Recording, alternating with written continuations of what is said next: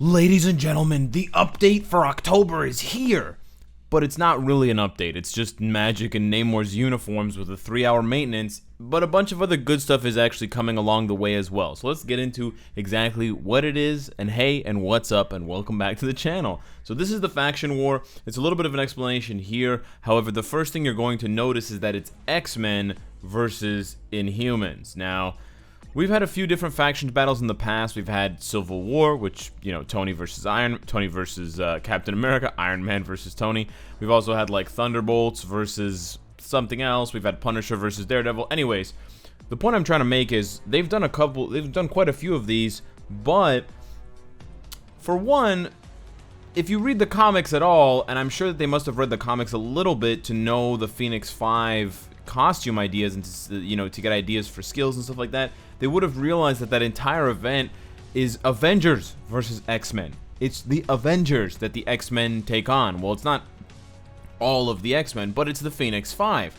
And so why they're doing Inhumans versus X-Men, although it's a pretty popular back and forth battle, is kind of puzzling to me. But on the flip side, the fact that I mentioned that there's so many different faction battles in the past, Netmarble has shown a real lack of gumption, a real lack of effort when it comes to fixing these so that they actually read the correct factions and everything is correct. We've had faction battles in the past where it's supposed to be X-Men versus Inhumans, and that's what it's advertised as, and then when it goes into the game, it's the Civil War one because someone didn't double check, some intern didn't double check it. So this is basically the same situation all over again. I really wish they would have changed it from Inhumans to Avengers, but it's probably too late for that now. However, as you can see right now, you're going to be greeted with this screen. If you want to choose Inhumans or if you want to choose X-Men, I'm going to show you what you need to do here because still so many people don't know what to do. It's not a huge deal. It doesn't matter really what faction you choose, but if it really pains you to be on the wrong side, let's say you want to be X-Men. So you click X-Men, join X-Men. Uh-oh. Support unavailable due to an internal spy. Some bullshit. Join Inhumans, cancel. Do not hit OK. Hit cancel. Okay? Then it's going to lock the X-Men side and it's going to make it look like you have to play for the Inhuman side, but you don't have to play for the Inhuman side. You can just wait. Just close this. You'll get your other rewards for Battle World and whatever else you need to do, and then you can join on the very last day. As long as you join a faction on the very last day, and we'll talk about the maintenance in a second, but as long as you come on guys, as long as you join a faction before the very last day is over, you'll still get the ending rewards, but the rewards for playing will still be given to you, you know, even if you don't choose a faction. I believe it says you have to join a faction to begin the event, but I'm pretty sure you don't have to do that. You can keep checking back over the hours for this on the first day at the very least. Maybe they might have changed it. I don't know. It seems like I'm worried that they might have, and I don't want to tell you guys this and lose your Colossus files because that's really what's at stake here.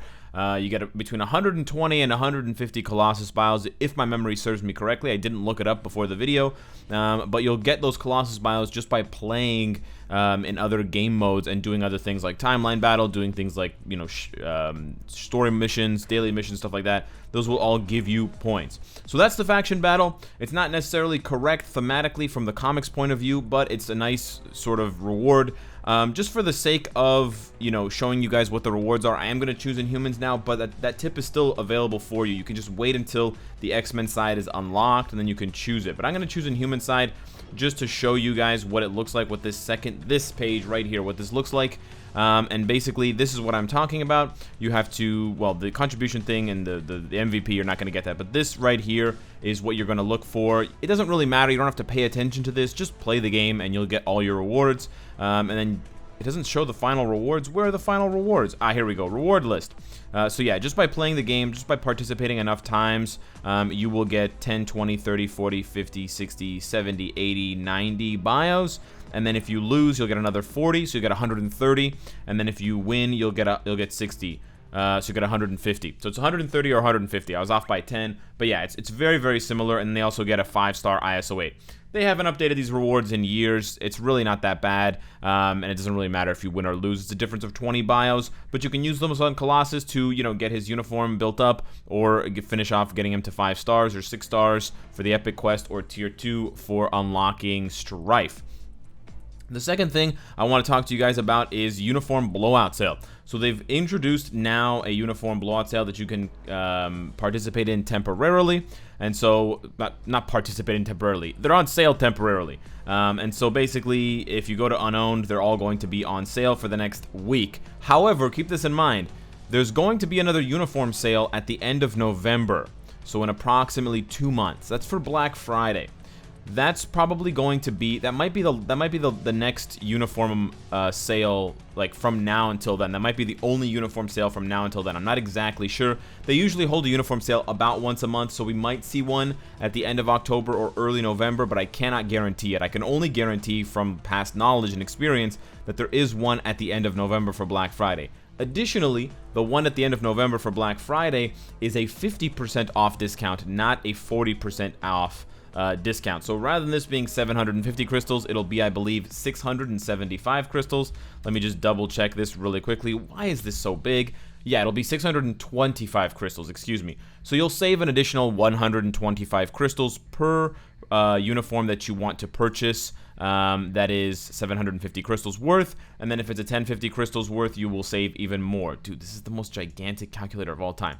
Anyways, so you may consider saving your crystals for that Black Friday event and not spending them now. Additionally, there's no crystal spending event on right now, so there's even less of an incentive for you to purchase uniforms right now. But just in case you want to purchase uniforms, I've come up with a brand new sort of guide, icon for my tier list so you can choose uniforms more carefully. So basically the way that it works, instead of just considering that all uniforms are basically required to make the character better, which is essentially the case, you should always be operating under the assumption that besides this goofy Loki uniform, every uniform that's been introduced for a character, especially the newest one, is always the best one for the character, whether you're talking about Captain America, or Thanos, or Cyclops, or Spider-Man. That's always the case. Now, how much better those uniforms get from one to the other, Spider-Man, Infinity War to Spider-Man Homecoming, or not Homecoming, Far From Home, that is up for debate. But in 99.9% of all cases, all characters, all uniforms, 99% of them, the newest uniform is the best one, and every uniform, again, 1% exception, every uniform is going to help the character and make them stronger. But that doesn't help you guys. So what will help you guys is taking a look at this list and looking instead for uniforms not necessary. So I've basically switched around the meaning of this icon, so I don't want to confuse you guys, so I'll explain it one more time. This icon used to mean that you need to buy the uniform for the character. I've flipped it on its head, and now it's going to say that this really means that the uniform is not necessary. Now, yes, all uniforms are good. Is Deadpool's uniform good? Yes, it is good. It adds all defense down to one of his skills, and it adds HP to his stat. But is it necessary to do most of the things that you do with Deadpool? No, not really. Likewise with some of his other characters on the list. Psylocke is a really good character with her uniform. She's also a really good character without her uniform. She's not a terrible character without her uniform. Same thing goes for Cable. Again, he gets a heal, and he gets some additional accumulation on his third skill with the new uniform. Yes, but is it absolutely necessary the way that Scarlet Witch's uniform is necessary? Is it absolutely necessary the way that Thor's uniform is necessary? No. You can still get a lot of mileage out of these characters here without purchasing their uniforms. Purchasing their uniforms will make them stronger, but it's not like Ant-Man. Ant-Man without his uniform is garbage tier. Ant-Man with his uniform is actually really good. All defense down on 5, so on and so forth. So I've basically made that distinction. Additionally, if you want a more nuanced idea for these uniforms, you can go over on the bottom to the uniform guide, and here is where you'll basically see whether the character is unplayable without the uniform or whether they are playable without their uniform. And I am actually going to update this for the new uniforms for the Phoenix 5. I just haven't done so yet, but I will by the time you watch this video. And so yeah, this is a more nuanced idea of whether they're playable or not, but that first one is basically just whether it's necessary or not. And then keep in mind that some of these uniforms I've denoted are also uniforms that you can just purchase straight up for gold, so they're always going to be on sale. You don't have to worry about spending you don't have to worry about buying them specifically right now. As far as my overall suggestion for you guys, I would recommend not purchasing uniforms right now. Just wait 2 months. There's really no uniforms that you're dying to get now that you can't wait to get, unless you're getting really bored of the game and you feel like getting these new uniforms will help you, stay entertained and stay logging in for the next 2 months. But otherwise, if you have the patience, I would strongly recommend that you wait to get those uniforms when they're 50% off, and when there may be some additional incentives to purchase them during the Black Friday sales and deals. The last thing I want to talk about just really quickly is the update notice for this tiny little, mini little update. So yeah, I basically just want to fly through this. We're getting 2 new uniforms for Namor and Magik. Magik is getting her 4-star passive effect enhanced, which is the heal when she combos enough skills. So we'll see if that's a bigger heal or if it's something else entirely, if they've changed it some way, in some unique way. And then, like I remembered, Namor is getting a sort of PvP-oriented 30% chance when hit to generate a 30% max HP shield for 5 seconds with a 10-second cooldown. So yeah, not the greatest effect, pretty lackluster, but we'll have to see how much stronger it makes him because he's already very strong. And then the cool thing is they're both becoming supervillains. Magik will be able to realize her potential, leaving only Rogue and Apocalypse as the lone mutants who cannot realize their potential. Sad day for Rogue fans. We're getting a uniform collection for the Phoenix 5, which some of you may have already completed some of them. I have him Mythic and him Legendary, but I'm definitely not going to be getting this at all because I'm never going to upgrade this uniform to Mythic because it's garbage, and we've talked about why it's garbage. And then they've also fixed the 200 crystals, adding to your VIP from the dollar store, which is great. And then this is the thing I actually wanted to talk for just a couple minutes about. Made changes to the Danger Room exclusive skills. So they're already making some changes to the Danger Room, which is really great to see them paying so much attention. And, just a week later, after they did that survey, and just a few weeks after the update comes out, they're already tweaking these things. This is like MOBA level dedication to existing game modes in a mobile game, where they're going in and changing things not long after they've been released because they can already see imbalances. So they're making certain skills cost more so that they're not spammable. They're making certain skills better, and I actually criticized them on the tornado specifically. So they're making the tornado hit you more, and they're making the tornado move faster so it's harder for you to dodge it, which I think is great. They're also making the regenerate skill cost less, so you can spam that more, which is going to make regenerate a much more appealing skill if it's attached to a character that doesn't deal a lot of damage. And then they're changing around what the shield does. So this is pretty interesting. Instead of being an 8-second buff, it's only going to last for 3 seconds, but it's going to generate a shield equal to 1,000 of your HP, 1,000%, and it's going to give you invincibility and cleanse. That means you're not going to be debuffed. That's going to be particularly useful against Strife, who has the fear and those other effects that sort of just make your character run around and do goofy things, stuns and stuff like that. This is going to cleanse that. This could also possibly counter teams who are heavy into the sentry gun and other sort of spam time freeze mechanics for the skill energy. And then they're making the buff area the entire map, so you don't have to position yourself. It just works. So this is I think this is pretty amazing.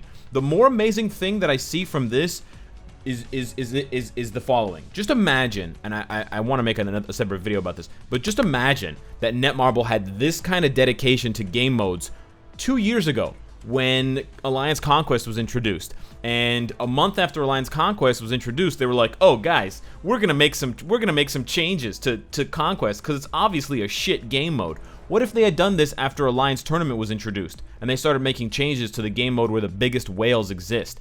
They could have milked even more money out of this. What if they did this after they introduced Alliance Raid, and it was obviously garbage? Maybe we would have never lost Alliance Raid. Rest in peace. Ameno.